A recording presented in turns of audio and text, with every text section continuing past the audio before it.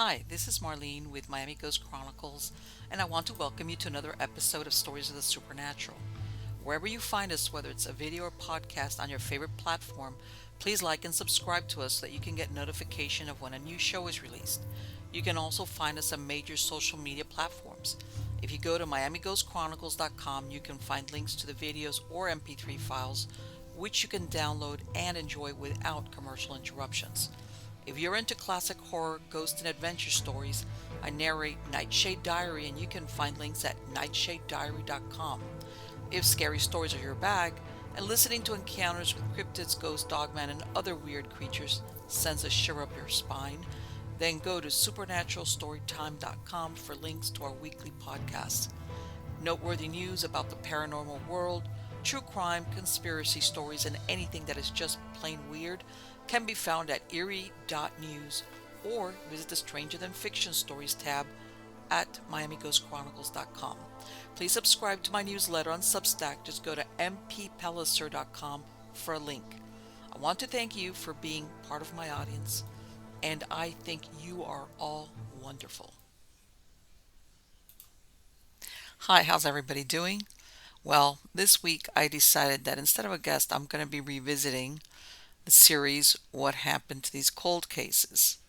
And lately, I'm sure many of you have seen where these cold cases are solved sometimes many years later with DNA, advanced DNA. And of course, if they're lucky enough to have kept any of the evidence, especially because some of these very old cases, sometimes evidence boxes were thrown away or they were damaged somehow. And even if they wanted to, they're not able to do that tie-in. And in some cases, even the perpetrators and even the family members of the victims have passed away. But at least there's always sometimes somebody left behind that I want to use that too often used word of closure or some type of justification, maybe in the minds as to when they're left with a question, why was this person picked? Why did they do this to this person or persons? And sometimes, not all the times, but sometimes they do get an answer. So we're going to start off our first case. This is, at the time, this was a very famous case in California, which was tied into, uh, how can I say it? It was several killings that were considered one time what was called the Hillside Strangler. And what they did at one point was almost any murder that was committed in that area and in kind of look-alike circumstances were lumped in here.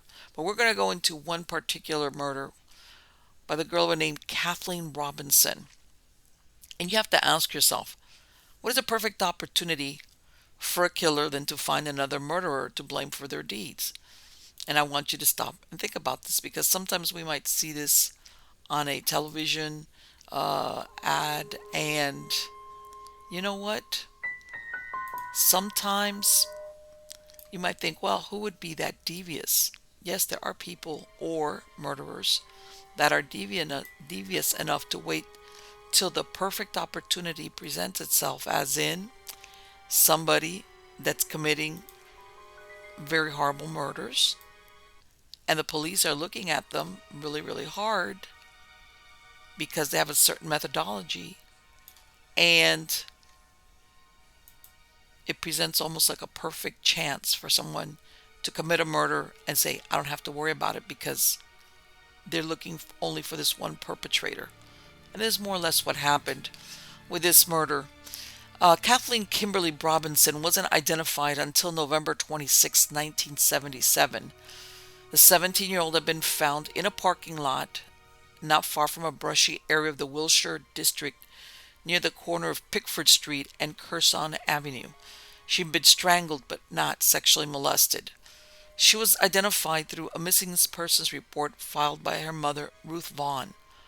The mother and daughter lived at 2836 East Pico Boulevard. Kathleen Robinson was last seen the day before her body was discovered on November 17th. She had told her mother she was going to church. Prior to her murder, 10 young women were killed and dumped along California roadsides since October 16. 6 bodies have been found in a 5-mile radius of Glendale. Despite the proximity of place and time, police believe that the cases were not connected. She was fully clothed, whereas 6 of the victims were nude. Now, eventually, she would be, though, included as part of the victims belonging to the Hillside Strangler. The police had organized what was called the Hillside Strangler Task Force, even though they believed that this was not the only one person committing the murders. They were concentrating on Hollywood Boulevard since many of the victims were involved in the street scene, but not all of them, which included Kathleen Robinson. Her body was the only one outside of a hilly area. However, she was known to hitchhike, and her body was discovered a short distance from the Santa Monica Freeway in one of its major off-ramps, Fairfax Avenue. So they're very undecided what to do with her because she was in that area, but and she wasn't what they call the street scene, but again, she was hitchhiking. So you see where they have their doubts, but they still include her as part of that group of victims. 20 months after the first strangler victim was discovered, Kenneth Bianchi was charged in 5 of the 13 murders. Now, Bianchi, or Bianchi, however you want to pronounce it, was arrested in Bellingham, Washington after he killed co-eds Karen Mandick and Diane Wilder in January of 1979. Contrary to Los Angeles, he was now operating in the jurisdiction of a department run by Police Chief Mangan, a former Catholic priest in the Order of Oratorians, who later in life got into law enforcement. He had been ordained in 1964 and joined the local police department in Seaside, California as a reserve officer in 1966. But he ran into a problem because as a cleric, he couldn't carry a gun. He ended up becoming a cop instead of a priest. Despite having a smaller force than the LAPD, he was able to break the case that eluded authorities for over 2 years. He died in 2014. The reason why this is mentioned is this task force was put together for 2 years. And from what I understand, they spent a lot of money, in the millions, between paying officers overtime, just staff to run this task force. And in the end, it was in reality broken by a small town police chief. Now in Washington state, Bianchi was sentenced to 2 consecutive life terms. He implicated his cousin Angelo Buono with the murders in California. Buono was charged in 10 of the 13 murders attributed to the Hillside Strangler. And if you go back on the case, which I'm not going to go into, they kind of pointed the fingers at each other as to who was the one that led the other one, as they say, into doing what they did. And somewhere in the middle, the truth lies as far as that we're both definitely psychopaths. Now, after Bianchi, or Bianchi, I'm going to call him Bianchi. After Bianchi tried to blame a co-worker named Gregory Flockoy for the deaths of the women in Bellingham. However, Flockoy had been killed in a motorcycle accident in May of 1979. But nevertheless, police ruled him out. It was definitive that Kathleen Robinson was not included in the list of Hillside Strangler victims. During the trial of Bianchi and Buono, George Samshak was serving time in a Massachusetts prison for armed robbery. He told authorities he had committed the murders of Robinson and Bracombe with an accomplice named Peter M. Jones. Now, Bracombe was one of the other girls that was killed, and she was a known prostitute. She had come from out east, and for some reason he said that he had committed these 2 murders. Now, along with this accomplice named Peter Jones. Now, Jones was a maintenance engineer working in Beverly Hills who was arrested on suspicion of murder. However, he was never charged since police couldn't provide evidence to support the charge.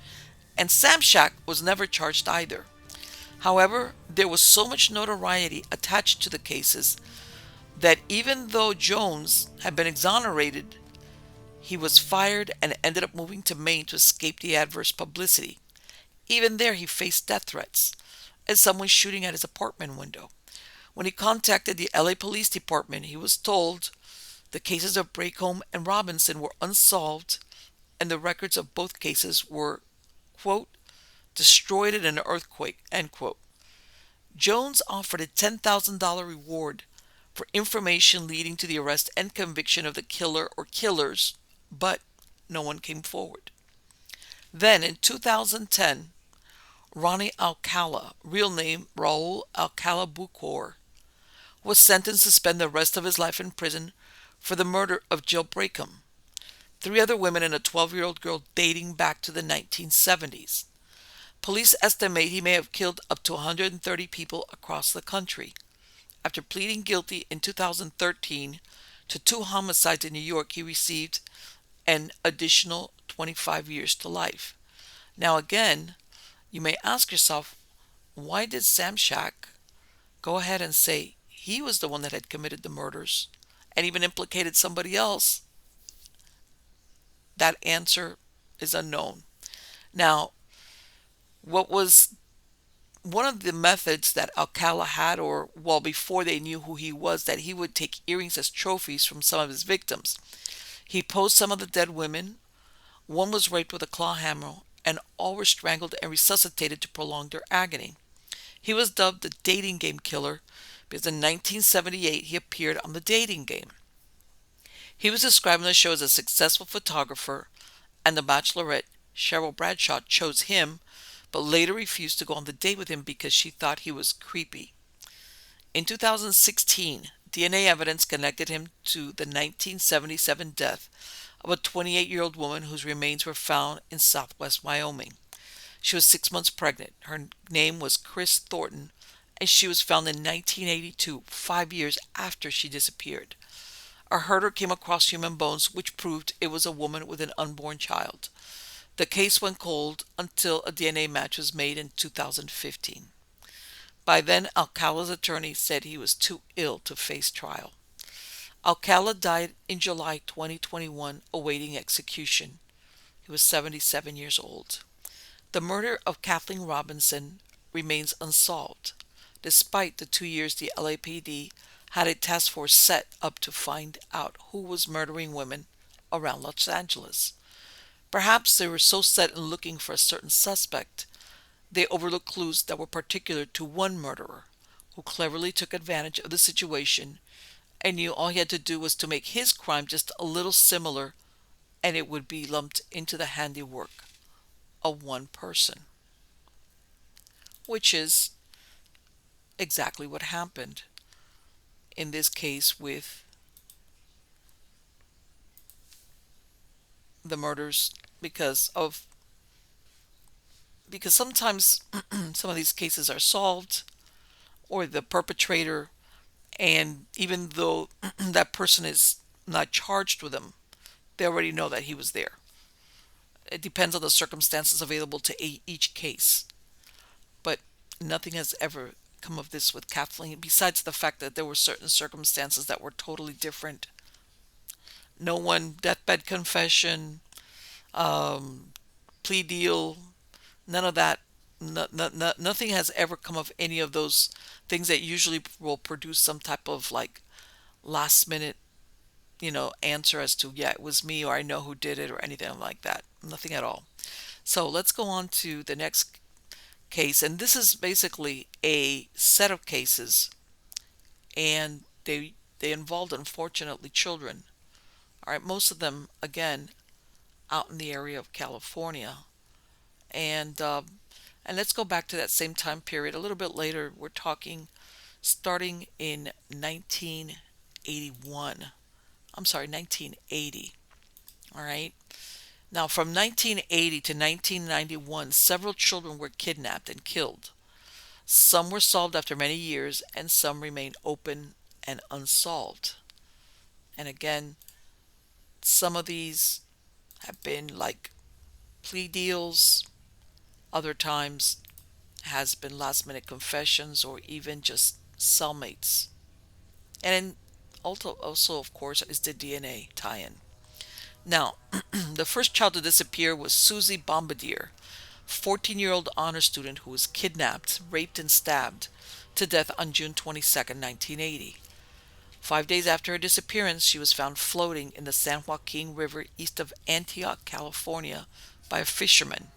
This was about 100 miles from where she lived. The girl was taken from her sister's home while babysitting, leading her family to believe she knew her abductor. The case languished and at one point was considered Antioch's oldest cold case. It wasn't until 2015 that DNA samples from the victim were sent to a lab in order to make a profile.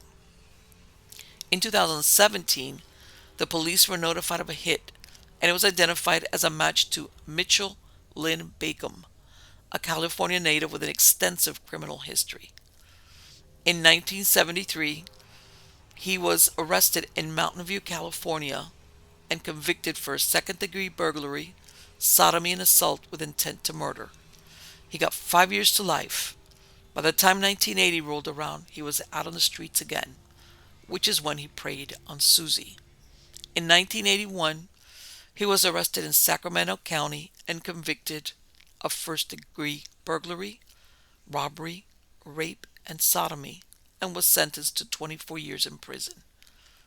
In 2002, he was out again and failed to register as a sex offender with Contra Costa County and sentenced to 4 additional years in prison. Even though he had been a suspect in the Bombardier case, it wasn't until March 2022 that he was convicted of first-degree murder and sentenced to life in prison without the possibility of parole through a DNA match.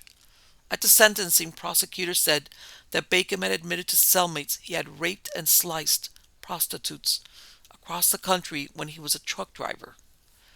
Bacon and Bombardier's sister had dated in the past. 3 years later, Antioch was rocked again by the kidnapping and murder of another girl.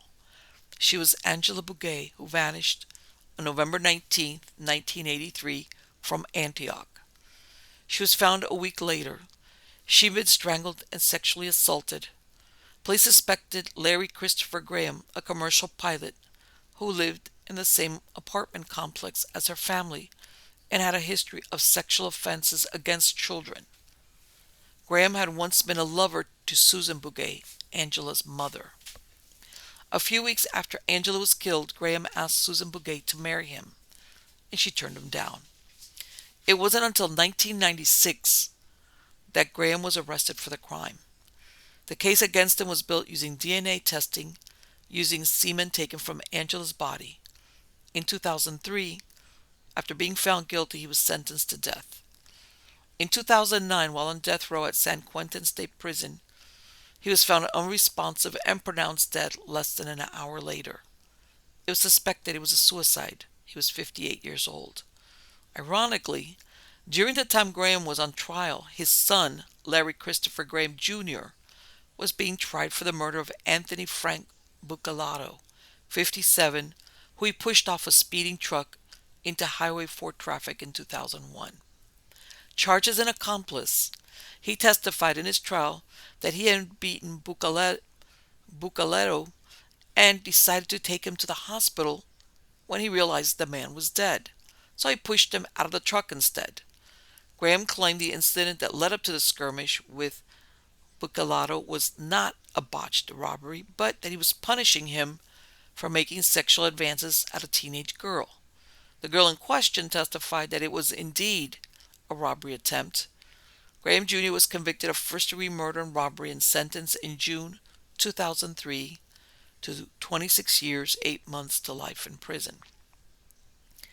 But returning to the 1980s, when the Bouguet case was 5 years old and unsolved, another child went missing. On June 3, 1988, Amber Schwartz, 7, was taken a few miles from Antioch, California. Within days of the little girl's disappearance, a stranger named Timothy Binder introduced himself to the Schwartz family and said he was searching for the girl as well, but also told them they should be looking for a dead body. For years, he played a mouse and cat game with the family and police claiming he was trying to find the girl, but at the same time foretelling the disappearance of other children. As you could tell, sometimes when you get crazy people in the mix, it just makes matters worse. On June 15, 1988, bloodhounds tracked Amber's scent to the grave of Angela Bugay. Police already knew that Tim Binder visited the cemetery to drink a beer while he leaned on Angela's tombstone. In 1989, Binder was detained by police in San Pablo, California, when he was seen sitting in a van talking to a group of kids. He was arrested on a misdemeanor charge of annoying and disturbing children after two 12-year-old girls complained that he kept offering them a ride. At his booking, they found a note in his wallet that read, quote, "I love you, Amber. You are my first, and I tried for you. Tried and cried and still ache in my heart. They will always try to pull me back, but I never will. They don't know about us. They never heard of us." End quote. In 2013, Amber Swartz's case was reopened after it was closed in 2009 due to the confession of a murderer already serving prison time. His name was Curtis Dean Anderson. He confessed to a murder in 2007, a month before he died in prison from kidney and liver failure. However, police could not find any evidence to sustain this. Amber's mother did not believe his confession was truthful and that he just wanted to make a name for himself. He confessed on a brief handwritten statement that read, quote, "If there is no pursuit of the death penalty, I will freely admit my role in being responsible for the death of Amber Swartz Garcia." He said he was driving to Arizona and took the girl as company. He told investigators he kept the girl sedated by giving her root beer schnapps and killed her at a motel room in the Tucson area before disposing of her body in the desert. In 2019, Anderson's son, Curtis Dean Anderson Jr., was serving a 16-year voluntary manslaughter sentencing for killing 31-year-old Vance Fisher in 2005. He committed suicide. In other words, you have one perpetrator who has his junior son getting tried and convicted for being accomplice to murder. Now you have this guy, Curtis Dean Anderson, with his, again, is a junior who was already in jail for serving, well, for voluntary manslaughter, serving a 16-year sentence for killing a man by the name of Vance Fisher. He commits suicide. So it's like a ripple effect that goes just beyond the family and the victims. Even their own offspring suffer for it. It seems that Amber's mother was no stranger to tragedy. Amber's father, Floyd Bernie Swartz, a Pinole police officer, was killed while pursuing a parolee in 1980. His wife was pregnant with Amber then. The killer was James Odell, who died in December 2020 while serving his sentence. He died from natural causes at the age of 71. So this poor lady, she's pregnant. Her husband is killed in a, basically by someone that her husband is trying to stop. She has a child, and then she loses that child who's only 7 years old. That's very, very tragic. Now, fast forward now, we're going back to, well, in the middle of all of these cases, Timothy Binder is still going round and round. He's a very weird and unusual character. This is 1995, and he's been discounted as a suspect in the Bugay murders with the arrest of Graham. However, there's still 4 unsolved kidnappings. All right, one of them was Michaela Joy Garrett, age 9, who disappeared on November 20th, 1988, on a trip to the grocery store. Her body has never been found. In 2020, David Mish, who was convicted in 1990 of the 1989 stabbing murder of a 36-year-old Margaret Ball, was charged with murdering Michaela due to his prints being found on her scooter. He is also suspected of killing two women in Fremont in 1986. Eventually, he would be charged with their murders. The women were best friends, Michelle Xavier, 18, and Jennifer Dewey, 20. In March of 2023, Mish was ordered to stand trial for all three crimes. However, the judge said he believed that when it came to the death of Xavier and Dewey, Mish didn't act alone. His proceedings are ongoing at this time.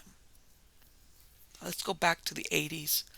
It's January 20th of 1989, and Eileen Mishaloff, age 13, disappeared from Dublin, a halfway point between Hayward and Antioch, California.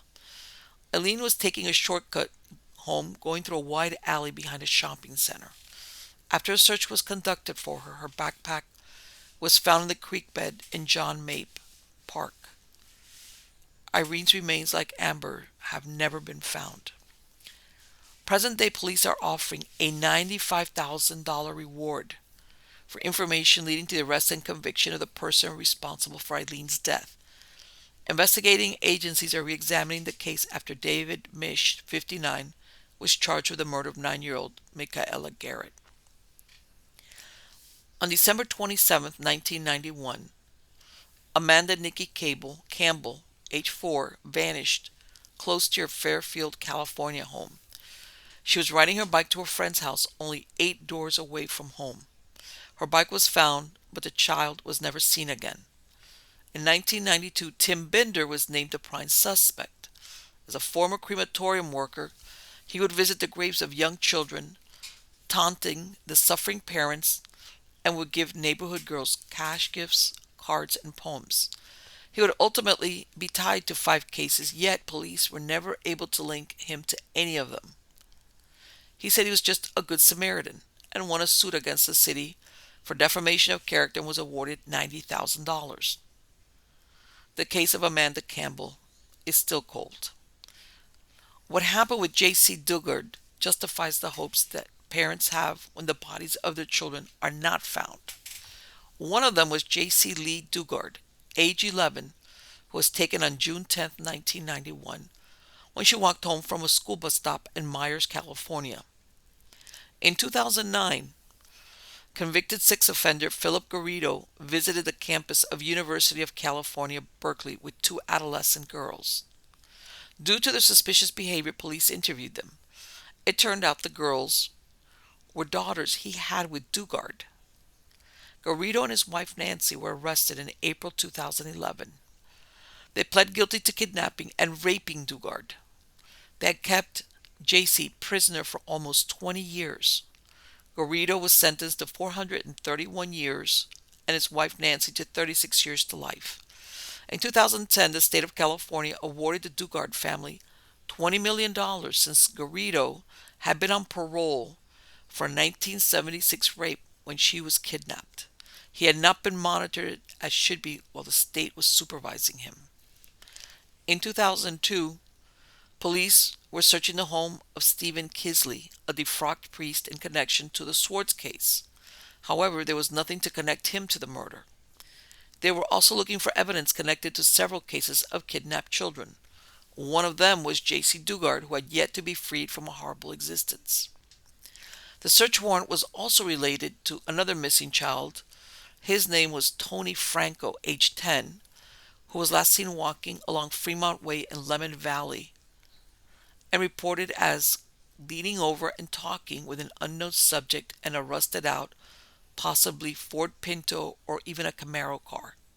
He was on his way to school on May 9, 1983 when he vanished. 4 years after Tony Franco disappeared, another girl disappeared. At 3 p.m. on Sunday, June 28, 1987, 11-year-old Jennifer Lee Martin purchased candy and a 6-pack of Coca-Cola at a 7-Eleven convenience store on Lemon Drive. By the way, this is in Reno. This is not in California. We're in Nevada now. Right? So she seen walking out of the store, headed toward a nearby home, and she was last seen a short distance from where Tony was kidnapped. Authorities had good reason to suspect Stephen Kisley. He had already been charged with cases of molesting children in his Alameda County parish between 1969 and 1971. In 2004, he was sentenced to 6 years in prison for sexually assaulting a young girl a decade earlier at his vacation home. Kisley was released in 2009 and moved to Rossmore, California the following year. He had previously served 3 years probation after pleading no contest in 1978 to misdemeanor charges that he tied up and molested 2 boys. He was later charged with 13 counts of child molestation linked to allegations from the 1970s, but they weren't brought to trial because of the statute of limitation. They dug up his yard, but nothing was found. In April 2022, Kisley was charged in a fatal crash that killed a man. Kisley, now 75, was driving under the influence when he struck a couple on a sidewalk in the retirement community of Rossmore. Unfortunately, these cases are only a small sample of kidnappings and murders that took place within a 10-year span. Some of them were resolved, and in some cases with good police work or DNA technology, but not all. It's obvious that in those years, very dangerous pedophiles were on the streets, stalking prey, and who easier than a child? As of 2023, the cases of Amber Swartz, Eileen Mishaloff, Amanda Campbell, Tony Franco, and Jennifer Lee Martin are all cold cases. And what that tells us is that these, there's no way ever to be sure, because in some cases, as these cases get older and older, people die. If they can't even trace somebody to give them a DNA match or DNA sample so that they can keep it, they have nowhere to go with this either, as far as from either the scene, the murderer, or a family member. So unfortunately, some of these are destined to remain cold again, unless someone at the last minute, deathbed confession. Some of these killers, they're already doing maybe prison time for other types of murders. They come forward and they say, I was the one that did something. It was me. You know, at this point, they know that nothing's gonna happen to them. In other words, they understand that they're not going to.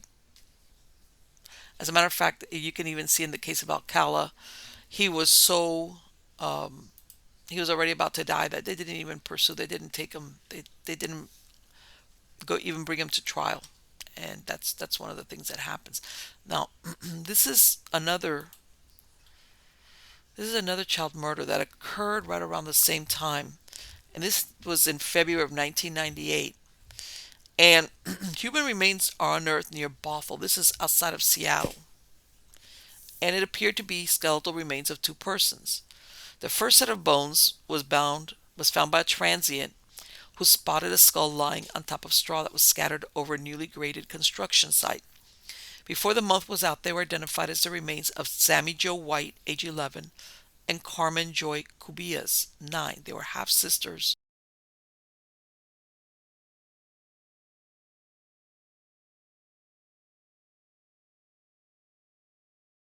Been killed soon after they disappeared. The girls were living with their mother, Margaret Delaney, in the Crest Motel on Aurora Avenue North. The family was transient, never staying long in one place, at least not long enough for them to go to school. Sam White and Leonel Cubillas, fathers of the girls, had a hard time keeping track of their daughters, as their mother would move from one cheap motel to another. Besides the girls, there were 7 other siblings, all living together at the motel. The places they were staying at were in unsafe neighborhoods. Their last address was at the Crest Motel in room 16.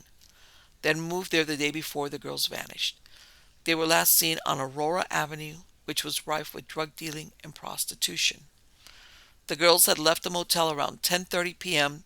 to beg for food at Taco Time restaurant, down the street and to bum cigarettes for their 16-year-old brother. A family friend said both girls were like little mommies left to raise their younger siblings. When Margaret Delaney returned to the motel, the girls were gone, and she waited 3 hours before calling police. The police believed the girls had run away, even though their mother denied this. She told police the girls didn't have money, but they knew how to panhandle. For 7 years, the case lingered as unsolved, and in 2005, the case was being re-examined for a connection to Joseph Duncan, a convicted sex offender and murderer. On July 2, 2005, Joseph Edward Duncan III was arrested at Coeur d'Alene, Idaho, a din- at a Coeur d'Alene, Idaho diner after he was seen with a kidnapped victim named Shasta Groen, age 8. Duncan is later charged with killing Shasta's mother, brother, and her mother's boyfriend in their Idaho home on May 16, 2005. He's also accused of kidnapping Shasta and her brother Dylan, who was 9 at the time, and sexually abusing them for 7 weeks before killing Dylan. Later, he provided the FBI with details about the murder of the two girls, but didn't give a confession. He also talked about another youngster he killed in Southern California in 1997. In October of 2006, Duncan pled guilty to first-degree murder and kidnapping for 3 persons at their Groen home. He was sentenced to life in prison without parole. In January of 2007, Duncan pled guilty to the murder and torture of Anthony Martinez, 10, that occurred in 1997, and Sammy Joe and Carmen. In March of 2021, Joseph Edward Duncan, age 58, died at a hospital in Terre Haute, Indiana, while awaiting execution and serving multiple life sentences in federal prison. Even though the case of Sammy Joe and Carmen is considered solved, it was only done so because Duncan supposedly admitted to the murder, but he was never charged with the murder. The information about the murders came from Shasta Groen, who Duncan kidnapped. She said Duncan had told her he beat both girls to death, and even now, was he being truthful or just trying to scare her? In one of the videos shown to the jury during Duncan's trial, while he's torturing Dylan Groen, he screams, "The devil is here, boy, the devil himself. The devil likes to watch children suffer and cry." Which is pretty obscene, by the way, because this man was a monster. And again, like I said, well, he was not that old, but he died.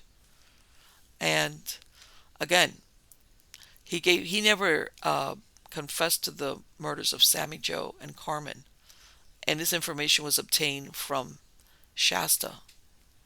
Was he being truthful? Or maybe he heard it from somebody else and he just told her this to scare her? So, even though it's considered solved, it's still a question mark. He didn't admit to it. Not really, didn't confess to it. So, let's go on to the next story. And in this one, I decided to go back a little bit further back, quite a bit. And this involves a girl by the name of Amy Murphy. And the year is 1900. And even though, again, this you're going to see, even though this case seems like if it was solved, in reality, it's really a cold case. Now, Amy Murphy, 17, she's died mysteriously. Her body was found lying in the Golden Gate Park on February 2nd, 1900. It was in a partially shaded area down by Hay Street by the big eucalyptus tree that stood on the left just beyond the Peacock Walk. First, there was a suspicion she died by her own hand, but others thought it was murder. The revolver from which the bullet found in the girl's head had mysteriously disappeared, which made the theory of self-destruction questionable. Later, it turned out that she had pawned her watch in order to buy the firearm. So, first we have a missing revolver, and you'll see also why it's questionable if she did do that to herself. Once her body was identified, police rounded up Horace Poulin, who was supposedly the man Amy ended her life over. He was taken to the place where Amy committed the act and then to the McAvoy's undertaking parlor at 1235 Market Street. A certain Mr. Cook came forward to say he had been sitting on a bench in the park when he heard 3 shots ring out. Then he heard footsteps of someone running down the path toward him. Then 3 boys appeared, one of them with his hand under his coat, as if he was carrying something that he concealed there. They seemed to be no older than 14 years old. When the boys saw him, they stopped for a moment. Then they ran down one of the paths and out of sight. Were they a witness to the crime? Or perhaps did they take the revolver? The authorities never got an answer to that question.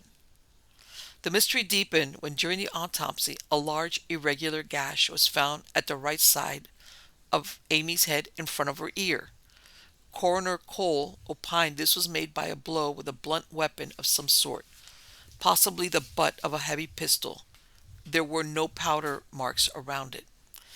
A large caliber bullet was removed from the brain, and the question was, which had caused her death, the bullet or the blow? Amy's mother and younger sister came to the morgue to identify the remains. They described where she had deceived her family, telling them she worked at night at a telephone office, when in reality she was keeping company with the wine agent named Horace Poulin. This had been going on for 8 months. However, once Poulin found out that she had been an inmate of the Magdalene Asylum, he cast her off. Or at least, this is the justification he gave. It turned out that Amy had been sent to the Magdalene Asylum 4 years before.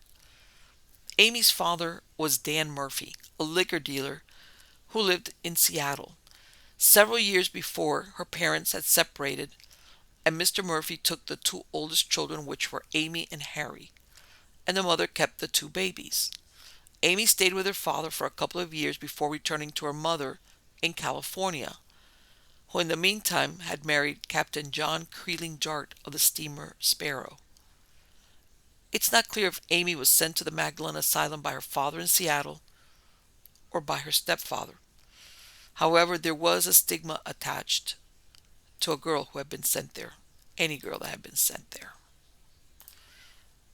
And the reason is, of course, that you weren't, let's put it this way, good girls weren't sent there. Troubled girls were. The Magdalene Asylum was founded in 1856 by the Sisters of Mercy as a refuge for prostitutes, but in 1868 it began taking in girls who were sentenced to the city's industrial school, which was a juvenile prison. Parents could ask the court to send their uncontrollable daughters to the asylum. A girl could end up there if the police charged her with vagrancy, or for keeping company with gangsters, or prostituting themselves. Many of them were orphans.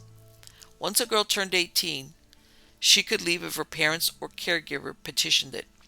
In some cases, some ran away. Soon after the turn of the 20th century, it was renamed to St. Catherine's Home for Wayward Girls. It was sold to the city in 1931, where it housed the mentally ill and was a maternity hospital.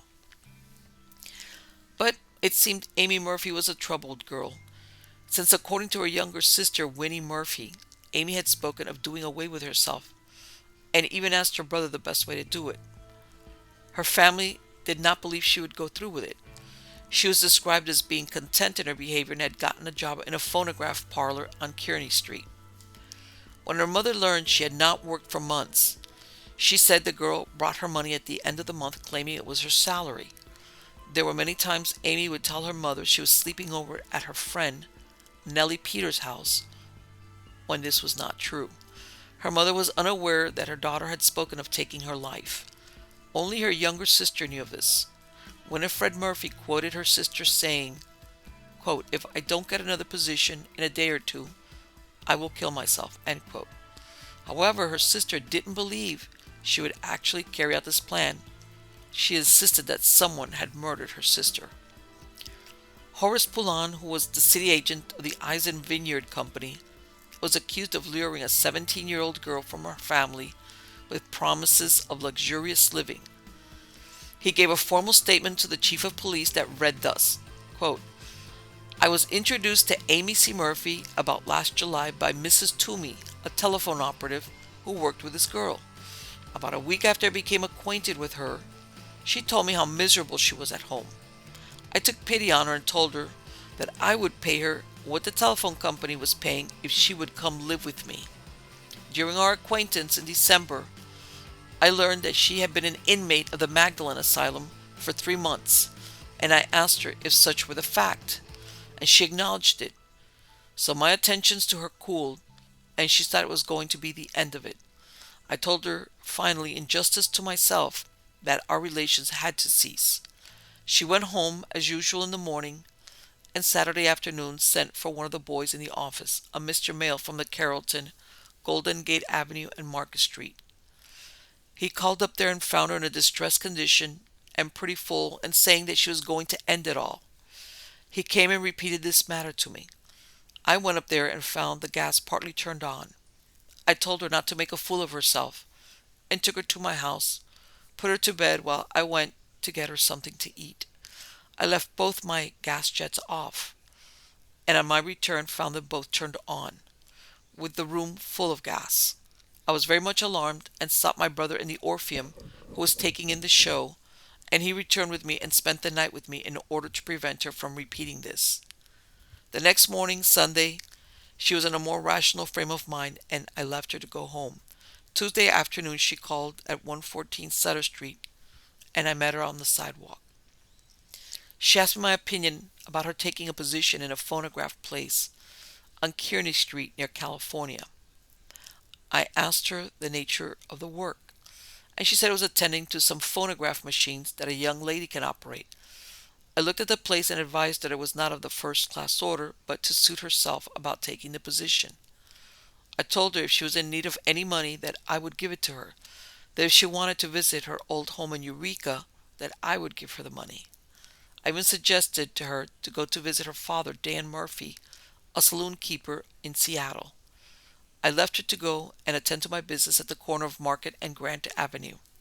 That is the last I saw of her. I asked her what her plans were. She told me to go and see her sister Winnie, and she would tell me her plans. End quote. Under further questioning by police, he said he had known Amy Murphy 1 week before he asked her to come live with him. He had taken her to a flat on Bush Street and then to other places, always posing as if they were married.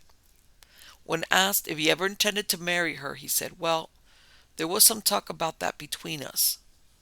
The police wanted to know if they had been living together as man and wife for so many months, why was he ready to discard her just because she had been an inmate at the Magdalene Asylum? His reply was, "Well, I had to send her away in justice to myself." He admitted he had tired of her. He described her daily routine, which was that she would stay at her mother's house until 8 p.m., then pass the early evenings as she pleased, and then around midnight she would join him at the saloon at 114 Sutter Street, which was his headquarters. When police searched Poulin's flat at 821 Bush Street, they found a number of Amy's trinkets and a pair of slippers wrapped in newspapers and thrust in a closet. During the last time that Amy was with him, Poulin had told his landlady to keep an eye on her since she had twice attempted to kill herself. However, when the landlady arrived, she found all the windows were open. Was there a reason why Poulin wanted to make others believe that Amy was suicidal when she wasn't?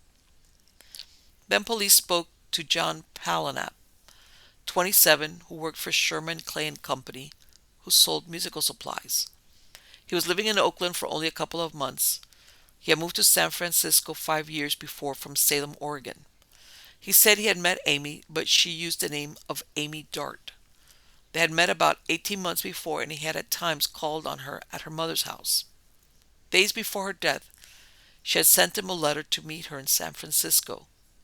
A few days later, however, she failed to meet him on the agreed-upon date. Planalp knew who Poulin was and had met him once at Amy's house, but he was unaware of the relationship he had with Amy. Amy's friend Nellie Peters, contrary to her family, did believe the girl did shoot herself over her failed romance with Poulin. Amy had told her that they were to be married and were only waiting for her to turn 18. Her birthday was in February, the very month she died. No doubt Poulin had cast her off, since once she turned 18, Amy expected they would be married, and perhaps that had never been in his plans. Amy told Nellie that she was unhappy because of the harsh treatment she received at home, but her troubles went back to when her mother left her father and she and her brother were left to the mercy of a father who was unkind. She ran away from her father and came seeking her mother, who she said was not affectionate towards her, and as she was wrapped up in the child of her second husband, she was made to feel she was not wanted in her mother's home. Her mother had one daughter named Geraldine with Captain Dart, who was 4 years old at the time of Amy's death. Amy said that Horace Poulon was the only person in the world who showed her any affection or was really kind to her. Then she confided that she would never marry Mr. Poulon, that he drank and she was afraid she would be unhappy with him. When Nellie urged her to go and tell her mother and to tell her all, she became frightened with this suggestion. Her friend suspected that she was not telling her the real reason why she couldn't be married to Poulon.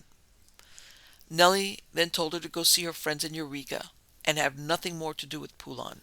However, Amy didn't take this advice.